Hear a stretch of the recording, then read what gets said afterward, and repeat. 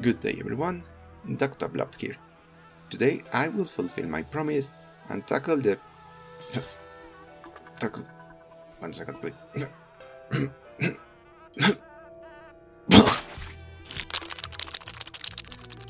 Huh. I swear I ate 2 of those. Anyway. Today we will examine the collection found in Kyobi's Fungimist event. As we saw in Chapter 9, some of these items might hold clues to future events or even characters. However, the sheer amount of said collection is a bit too much for me to examine them one by one. Don't take me wrong, I did take my time to examine each and every one of these items. However, I will just focus on those I believe will hold some clues to the future.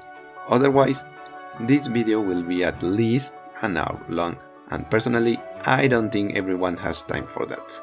Without further ado, this is an analysis of Kyobi's Fungimist collections, starting with the very first 6 items. On their own, they seem to be quite simple, just different types of rations given to troops. However, the fact they are all together makes me think that maybe there will be an event in which we will need these types of food in order to continue, probably in the Colombian frontier. One thing to point out, the very first item, the Ursus Big Bread, has the logo of our beloved Ursus Cook, which means these items are in fact of Rhodes Island. Next one, the outdated map. On its own, it seems to be, as the name implies, a map no longer being able to be used as intended. However, if you look at the image itself, the map is not of the old kind, and by that I mean is not drawn by hand. Rather, the image seems to be taken by a satellite or a high altitude plane. If this map is old, it doesn't account for new cliffs or valleys, it means it's older than some mountain ranges themselves, implying that this may be from a time before current technology, but that's a theory for another time. Next one, items 10 through 14 seems to be yet another bundle, specifically of the survivor kind, mostly because are made out of salvage parts and in very poor shape, especially the very first one of the group, the sleeping bag, which flavor text states that it's only made for 1 person. 2 is doable, but a tight squeeze, and this makes me think that probably in the future, the doctor might find themselves lost in some wilderness, specifically that of Rimbiliton, considering how the rabbit hut, some sort of shelter, is made out of leftover industrial material, implying that when we reach Rimbiliton, we might get lost for a little bit. Next interesting item, the Exquisite Platter of Jewels.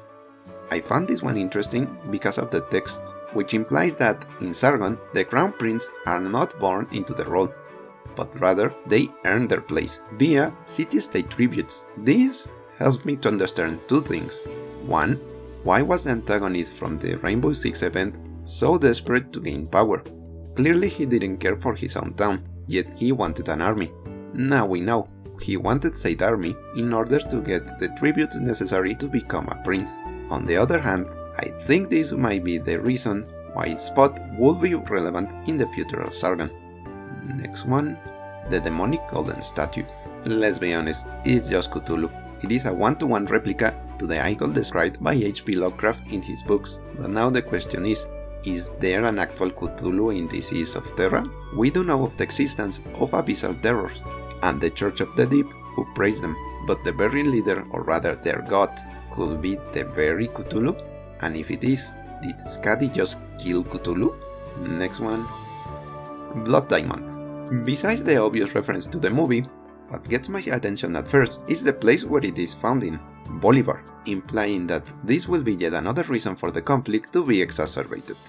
Next one, this one I think is mostly a joke, I could be wrong, but I found it funny that this small fortune statue also has a picture of Jessica, implying that just as they believe in the statue, Jessica herself is seen as a sort of wealth icon. Next one, the antique casting. Now we know what it was meant for. What I also find interesting, and a bit of a callback to the event, is the chant here mentioned. Hearken, the forge of the sky awaits 5 earthbones metal. I found it interesting that both Nyan and her sister requires a chant in order to release more of their abilities. As if being a fraction of a god wasn't enough, apparently Each of these parts have additional levels limiting their abilities. So, does that mean Alucard will appear as one of the siblings? That would be metal. Next one. Draft of a speech.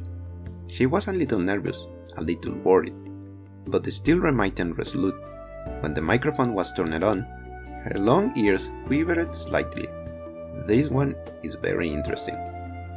The only Cautus we know that could make use of a speech is none other than our daughter Amia. However, if you look at the image, it's signed by Helagor. So, sooner or later, we will return to Ursus. Next one. The Lucky Coin. A coin picked up from Rhodes Island. If you find one, you are sure to be able to find many more. This one is clearly just a casino chip, meaning that among the many things within Rhodes Island, there's also a clandestine casino.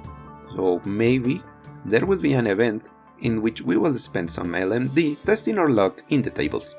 My luck is B+, so I don't know if I should do that. Next one. Transporter type Meebo. This one implies that many Meebos will be lost at a certain point, which in itself shouldn't be that strange because Major herself implies that this happens all the time. So then why should there be a monument? I think that there is yet to happen an event in which Mayor will have to sacrifice a rather great number of her beloved pets. Next one. Sarkas Supervisor Whistle. A whistle stolen by a Sarkas mercenary. That alone doesn't reduce the list of subjects in the slightest. But it tells us that at some point, one of our members will come across as Sarkas foreman. What was this whistle for? For a workforce? For security? For slaves? We have yet to know, but with such an intricate design, clearly isn't just any whistle. Next time. The Boredom Beast. Personally, I can identify much from it, mostly because it only has like one line of text, and the beast itself reminds me more of a piece of art rather than a creature. But what I found interesting is that 1.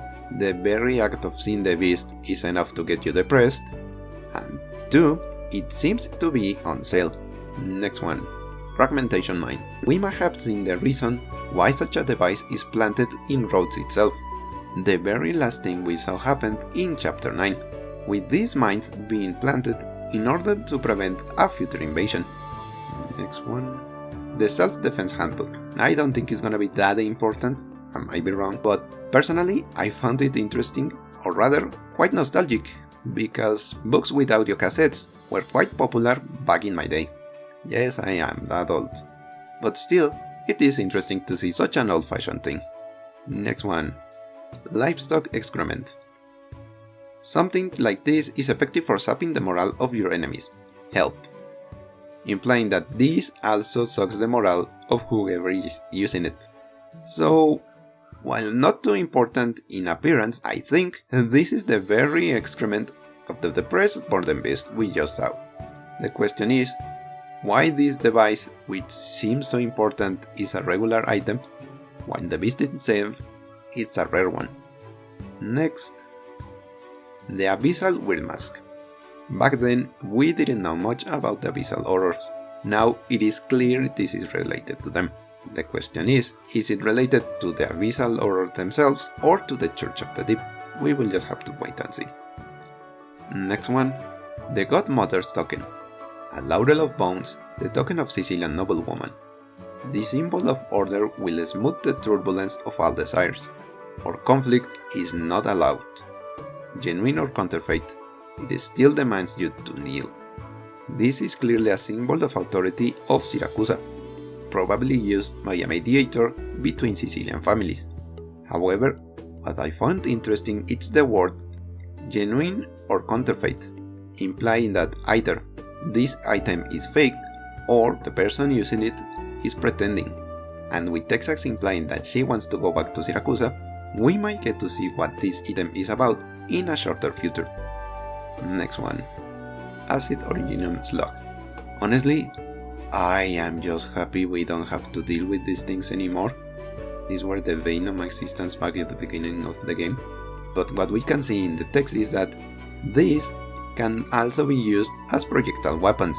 I hope that doesn't mean we have to meet yet a new enemy using them as ammunition. Next one, Rosmonti's Embrace. We now know who Rosmontis is, and the text is related to the very judgment she wanted to make. I found it interesting mostly because it shows us how planned is the story for Hypergrift. Next one, Anthology of Anonymous Poems. I thought this was the book of the author who died in chapter 9. However, while his book was found in the rubble, his name was very well known, and he was the author of all the poems. Edition Blob here, again. It's been a while, isn't it? Looking back at the game, I remember that he is not only an author, but he also researches old and forgotten poems. So maybe this book is in fact his. With nothing else to say, well, back to the story. This one, on the other hand, is both anonymous and it's a poem collection. This may be not related to the one of chapter 9. What I found the most interesting, however, is the little poem itself. The shards of wine glass sunk within my flesh, and fresh blood climbed between my fingers towards my spine. As I lapped up the sharp crystalline brilliance, light began to flow from my viscera. Again, this makes me think of the events that happened in chapter 9. These being the very last moments of the author. But as mentioned, since I don't think that is the case, probably this could be one of phantom memories. That is pretty much a reach, there's nothing implying that to be the case, but because of how extravagant the wording is, makes me think of a phantom. Next one, Deteriorated Tissue. Very dense connective tissue found in the endless icy expanse north of Sami. The project is to be terminated immediately. Effective now. There's no evidence for it, but I think this is the black substance Magellan found back when she was released. If that is the case, and the ones finishing the project is Rhine Labs, it means that even they have some things they will not mess with. Yet again, more questions, very little answers. Next one, The Silence. A painting supposed to represent the greatest disaster in Iberian history, clearly blaming the Aegir for whatever it happened. Again, we now know that the abyssal horrors crawled from the ocean and started appearing in Iberia's coasts, thus explaining why they blame so much the Aegir. The name of the painting itself may be a reference to the Scream. Next one, Small Yellow Helmet. This one I think is the very helmet used by our Croc friends back in Gabriel event.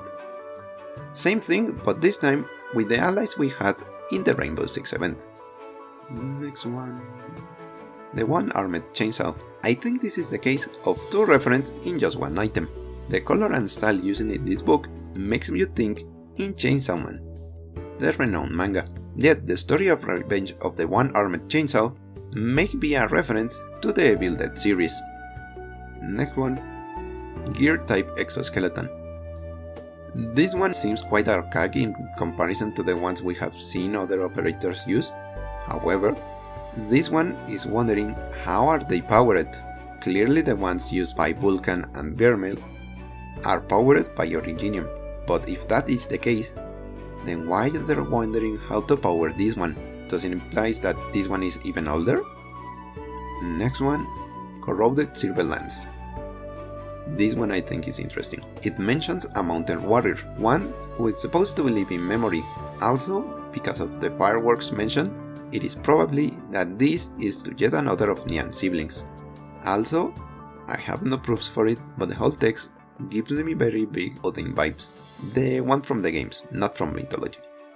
Next one, the Necklace of the Presence. I have to wonder, is this how Laterano called their deity? Also, if we analyze the text, we can see a sort of representation of the Damocles sword. Next one, the Chalky treatment needle. It seems to be something used to inject a substance easy and fast. The important thing is this is Saria's needle. Is this what she used back at Rhine Labs? Is this what's supposed to be the ammo for her gun? Or maybe does she use this on herself? Next one, Auxiliary Stun Device. Not much to say, just that explains a lot regarding Gabriel. Next one. Another rivet. In principle, this seems to be normal. However, the fact that they are rare and the very text implies otherwise. Friend, why are your hands oily again? When did you have time to go sand your horns? What are the rocks growing on your skin? Why aren't you saying anything? What comes to mind is the very beginning of a zombie apocalypse, given the whole mystery of the scene. Alternatively, it could be an infected meeting an old friend after some time. Next one. Activated dust. Basically, the rust version of nuclear waste. Next. Originium spotlight. This one I think is the explanation of how the spotlights work in the jailbreak event. Next one. Originium sound generator. In this case, I think these are the very generators used by Latanian casters when they were chasing down Modrock and her squad. Next one, ownerless saxophone. Its owner is dead. There was once a caster who never ascended to the spire, yet had the ability to make the sky sing. Long has it waited for the time when Latania's arts will be free once again. The wait yet continues. Because of how somber these lines are, this makes me think that we might be able to meet the owner either before they die, just like with Outcast, or we will be able to find the saxophone and learn its owner's story further down the event. Next one. Sibyllite Eterna. We all know this is Amilla's crown, which manifests whenever she uses her powers to her limit. However, the fact it has a name might imply there are further records about it, so maybe there is someone out there who knows a lot more regarding the Sarkas King. Next one. Small handmade bag. This one seems pretty simple until you read the text. Shamare and Vivek both had a hand in making this. As far as we know, either of those operators have yet to meet, so maybe we will have a small event where these two operators will join hands and make this little item. Next one. Fluorescent Lamp. The title is clearly a reference to how Exe refers to her own halo, but the very important part is the text about it. I was born a Lateranan. I was a Lateranan from the moment I uttered my first words, implying that Sancta are not considered a Lateran until they gain their halos. So that makes me think, what if a Sancta is born a mute? What if they cannot talk? Will they still be considered an Lateranan? Will they gain a halo if they start to use another method to speak? Next one. Forte energy drink. Good to know that even in Terra, people can get things done without the heat of Red Bull. It's good to know how Bison managed to do what he did back in the day. Next one. Grinded. At first I think this is a reference at how Colombian companies exaggerate the effects of their products in order to get a sale. However, I also think this is a case of a reference to another property, specifically Fallouts and its methods. Next one. Capitan Morgan's wine. I see more reference in the name and the bottle itself. The name is quite obvious. It's meant to represent the rum, but in this version it's a wine. The silhouette in the flask seems to be a reference to Johnny Walker's company. However, instead of Johnny, appears to be Sherlock Holmes, implying that he did exist in this planet. If he was an actual individual or just another character in a book, we have yet to see. I mean, Agatha Christie seems to be real in Terra, so it could be.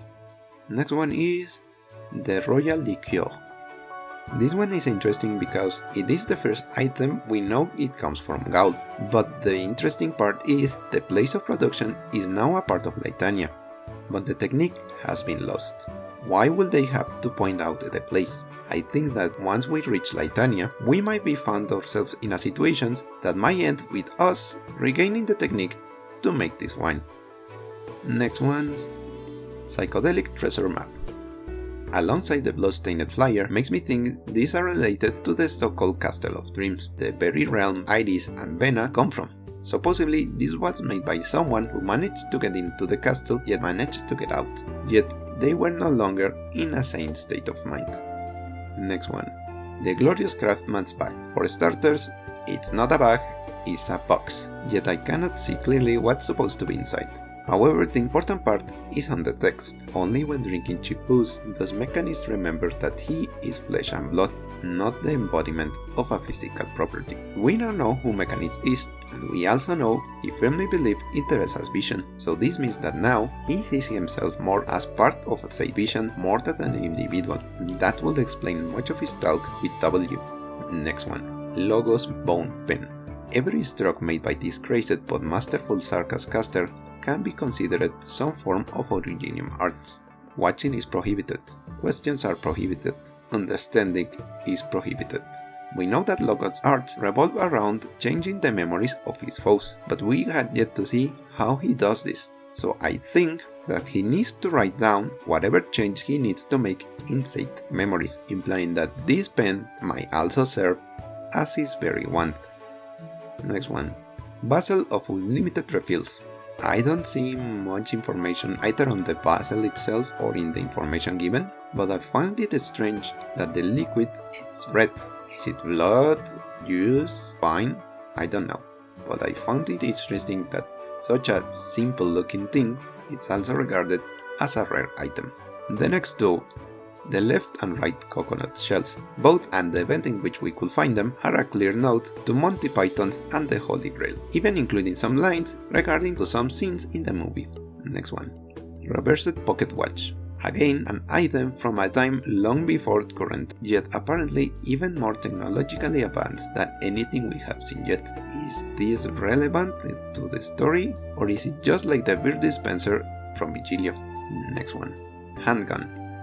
This one just gives me a lot of questions. First of all, is this an actual gun? An Originium gun? The event that made it as it is happened recently, or is it a relic from another time? This will be very relevant whenever it appears in the main story. Next one. Pitch Black Key. A key made out of Originium. That on itself is very interesting, and as we know that Originium can be given shape beyond a simple ingot. Personally, I think this is the key from Granny's Knight's Treasure, the one who was supposed to suck the blood from the user. It will explain why it is more important than the treasure itself. Next one. Auspex. The name itself is quite interesting, as it is a Greek way to refer to a seer, implying that this device is used in some kind of divination.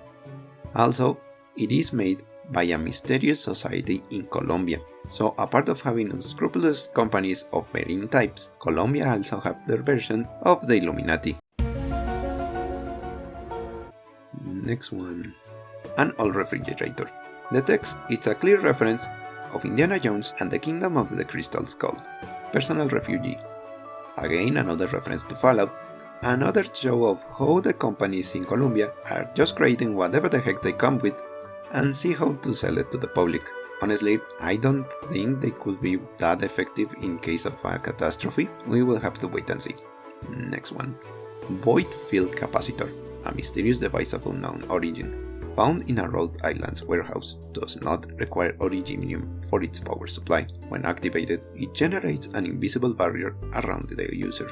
This one is perhaps the more clear reference to whatever civilization existed before the current one. Not only is their technology even more advanced than current, but also they did not require Originium for the power. Is this maybe from the time Terra was known as Talos 2? But I'm getting ahead of myself. Now, the following 4 items are without a doubt the more important in my opinion, not only because they are at the end of the list, but also because of the implication each one of them might hold for the future of the story, starting with Demon Blood, the essence of a certain bloodline, plus a touch of a unique Originium derivative. Just flipping the cap of the bottle open is enough to become a culprit of bloodshed. Is this related to the Sarkas Vampire Prince? Or maybe, is it related to the actual demons? We know they exist, but to this point we have yet to see them, and if this is indeed their blood, I only hope that whenever it's opened, we are far enough to escape the onslaught. Next one. Frozen Claw. Apparently, this was found by either Magellan or by another explorer just like her. At first it seems to be a hand encased in black ice. That on itself is suspicious enough, yet if you see the image itself, the hand seems to be robotic in nature, implying that whatever it is it wasn't human. Next one, Witch King's Fleestone. Oh, great Witch King, you have cast your shadow across this land. Your corruption has flooded the spires. You have died. Your art has faded, and Letanian will no longer fear you. The text clearly showed how the people of Letanian felt when the Witch King was dethroned. However, we also know some Letanian casters are trying to revive all kinds of arts, implying that the Witch King's influence is far from over. And finally, Whispers of the Shallows, a flower commonly found on the cliffs near the seas in Iberia. This one, however, is stained with colors that defy common sense. Listen to its whispers, the way it rejects hope, and know that even flowers have plants, succumbs to madness. At first, I thought this was a reference to the Undertides event. However, flowers were never an important part of the story, with only Anita carrying a flower. However, hers is completely normal, so maybe whenever we come back to Iberia, we will find another place when said flowers might point out at yet another plot from the Church of the Deep. And those were all the items that I think will be important in the future.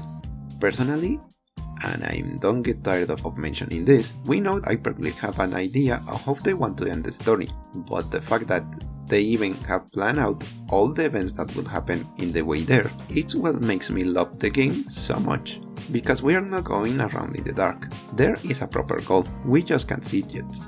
But what do you think? Do you think some of the items might have different meanings? Or maybe I ignore another one that might be more important than another? Leave it in the commentaries below. As always, I would love to see what we can come up with. Thank you for watching this video, and please don't forget to like and subscribe. Also, I hope this new microphone can make the videos more enjoyable. I'm gonna be honest, it was a bit expensive, but every single one of you are worth it. This has been Dr. Blob, wishing you all a great day. And as always, stay healthy everyone. And may we all keep enjoying the mystery that is the future.